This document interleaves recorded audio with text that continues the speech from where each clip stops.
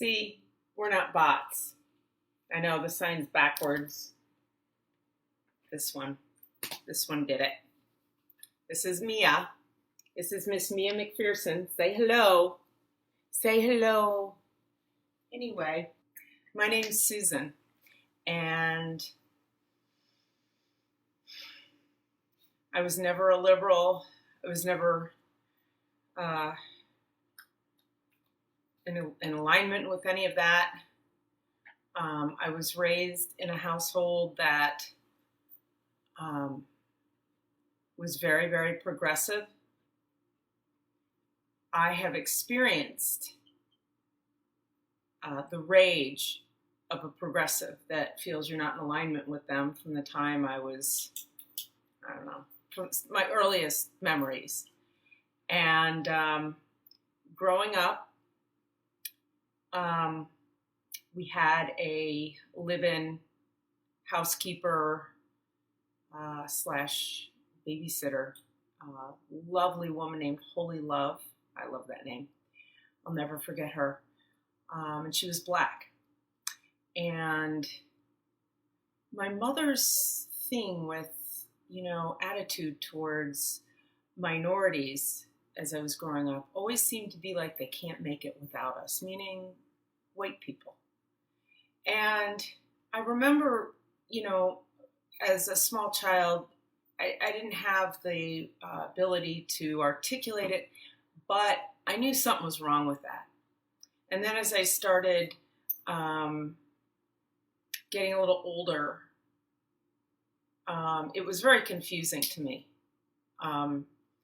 But I coined the phrase that it was reverse racism. I'm sure wasn't the first one that said that, but I don't know, in my mind, that was the term I came up with. I don't know where I heard it or if it was whatever, but because it just didn't make sense to me. So fast forward to, a number of years ago, when my mother realized, and she's a pretty smart woman, which she really is. But fast forward to the point where she realized that we were not in alignment politically. And I remember one day she just tore into me. She was so angry, it was scary. And so I've experienced progressive rage when you're not acting right, not doing what they think you need to do.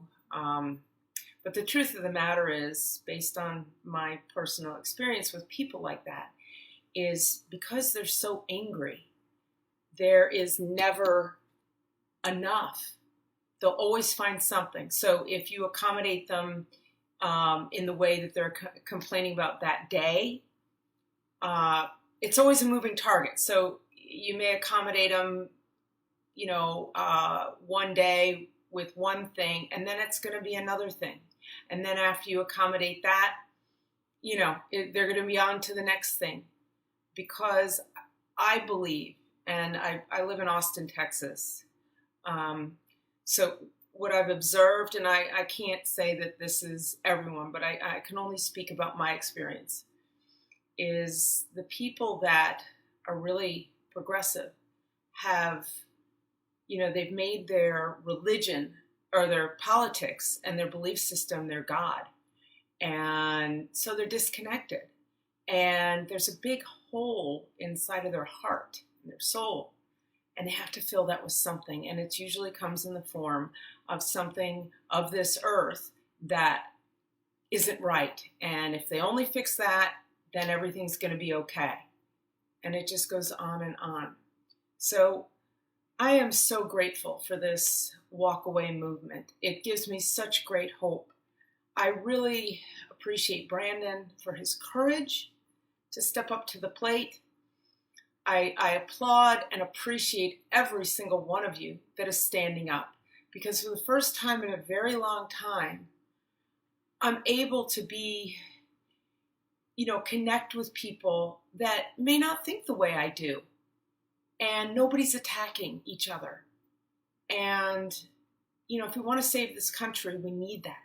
We need to allow other people to believe what they want, without, and even if we really disagree with it, there's a lot of topics that are really hot buttons with a lot of people. But if we just want to get along instead of being right or trying to make someone else see things the way we do, it's going to go a long way. This country is bleeding now because of all the hatred. And, I have felt hatred because after a while as a conservative, you get sick too when people are constantly attacking you and calling you names and just doing the thing that is turning so many people away from that party. So, and I think the most important thing that we can do is to stand strong, not back down from the truth, stand our ground, but we also have to forgive. This is about love and forgiveness, but we're also not doormats.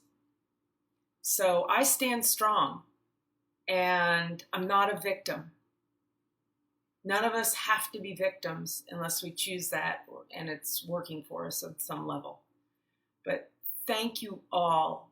Thank you all. I've been so appreciated, every single one of you that has taken the time to make a video, and maybe you're not that comfortable with it. And I'm going way too long, but my gratitude for this movement.